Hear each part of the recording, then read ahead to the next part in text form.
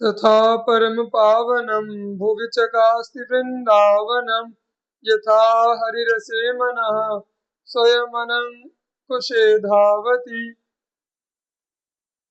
परन्तु यदि तद्गतस्थिरचरेषु नो कायवान् मनोभिरपराधिता भवति बाधिता तत्त्वधिः। जिस प्रकार भगवान की भक्ति के रस में हमारा मन स्वयं ही प्रभावित होता है, उसे किसी के द्वारा अंकुशित प्रतिबंधित किए जाने की आवश्यकता नहीं होती। ठीक उसी प्रकार भूतल पर स्थित होते हुए भी वह परम पावन रस वृंदावन हमारे मन में सहज रूप से प्राप्त कृपा के माध्यम से प्रकाशित होता है। उसके आश्चर्यमय रूप का दर्शन स्फुरण किसी अन्य माध्यम से नहीं हो सकता। किंतु वृंदावन के निवासी चर प्राणियों को यदि हम तत्व बुद्धि से न देखकर उन्हें मनसा वाचा कर्मणा किसी प्रकार से हेय दृष्टि से देखते हैं, तो हम निश्चय महान अपराध करते हैं। मग्नम श्री राधिका श्री मुरलीधर महाप्रेम सिंधो निमग्नम तद्गौर श्याम गात्र छवि मय जलधो प्रोजितावार पारे शोभा माधुर्य पूर्णार्णव बुड़ित महो मत्त में तन्ममान्तः श्रीवृन्दारण्यमेव स्फुरतु न कलितं मायया विद्यया च। अहो, जो राधिका और श्याम सुंदर के पारस्परिक प्रेम के अति विशाल महासागर में मग्न बना हुआ है, जो उन गौर श्याम वर्ण वाले अद्वैत युगल श्री श्यामा श्याम के श्री वपु के परमाद्भुत सौंदर्य से युक्त सीमाओं के बंधन को तोड़कर प्रवाहित होने वाले समुद्र में निमग्न है, जो उनकी अद्वितीय शोभा एवं माधुर्य से पूर्ण सागर में डूबा हुआ है एवं मदोन्मत्त हो रहा है, जो माया एवं अविद्या के द्वारा पकड़ा हुआ नहीं है, अर्थात जो मायातीत एवं अविद्या के से रहित है। मेरी हार्दिक अभिलाषा है कि ऐसा वृंदावन ही मेरे हृदय में स्फुरित हो।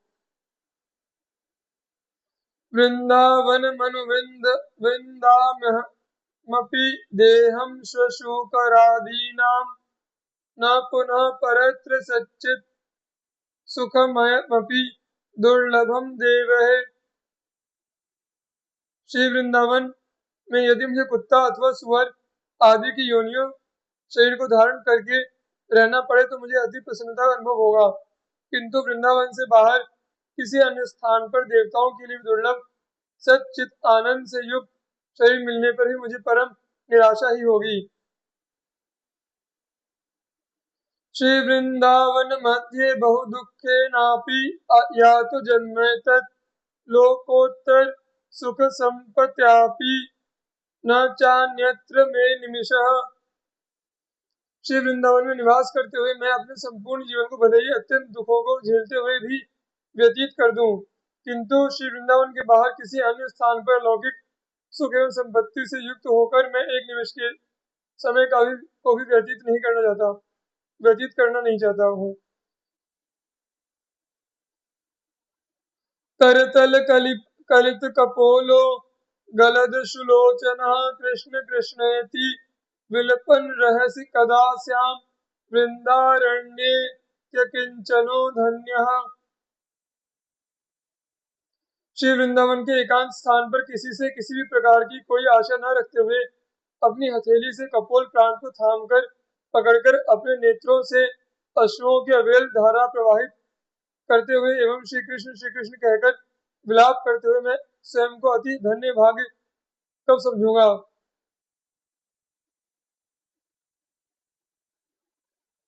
मानापमान कोटि विरक्षुभितात्मा समस्त निरपेक्ष वृंदावन भुवि राधा नागर माराधये कदा मुदितः।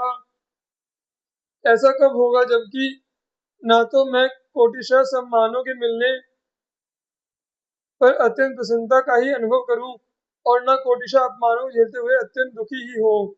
प्रत्युत इन सभी स्थितियों में उदासीन रहते हुए मैं मैं श्री वृंदावन में अत्यंत प्रीति के साथ एवं अतिशय आनंद का अनुभव करते हुए अद्वैत युगल श्री श्यामा श्याम की आराधना करूं। वृंदावनेक शरण श्रुति लोक वर्तमसंचरण भावाधरि चरणांतर परिचरणात् व्याकुलः कदानुस्याम्। अहो, ऐसा कब होगा जबकि मैं वैदिक मार्गों एवं लौकिक व्यवहारों की यात्रा करने को सर्वथा त्याग कर एकमात्र श्री वृंदावन की शरण में आ जाऊंगा तथा अतिशय प्रेम भाव के साथ श्री हरि श्री चरणों की परिचर्या करते हुए अतिशय व्याकुल चित्त रहने लगूंगा। इह न सुखमरे क्वापि वृथा न पत मोह जालेस्मिन् अनुदिनं परमानंद वृंदावनम ही समाश्रयादेव। अरे मेरे मित्र, ना तो इस संसार में ही कोई सुख है और ना कहीं और स्थान पर ही कोई सुख है, अतः तुझे इस मोह जाल में नहीं फंसना चाहिए। तुम्हें जो आज ही परम अद्भुत आनंद को प्रदान करने वाले श्री वृंदावन का तुम्हें तो आज ही परम अद्भुत आनंद को प्रदान करने वाले श्री वृंदावन का सम्यक प्रकार से आश्रय ग्रहण कर लेना चाहिए।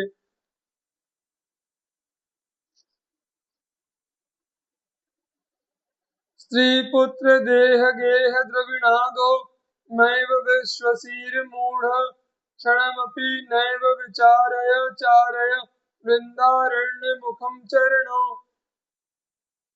हे मूर्ख, तुम्हें स्त्री पुत्र देह घर संपत्ति आदि पर बिल्कुल भी विश्वास नहीं करना चाहिए तथा एक क्षण का भी विचार न करते हुए श्री वृंदावन की ओर अपने पैरों को अग्रसर कर देना चाहिए अर्थात चल पड़ना चाहिए।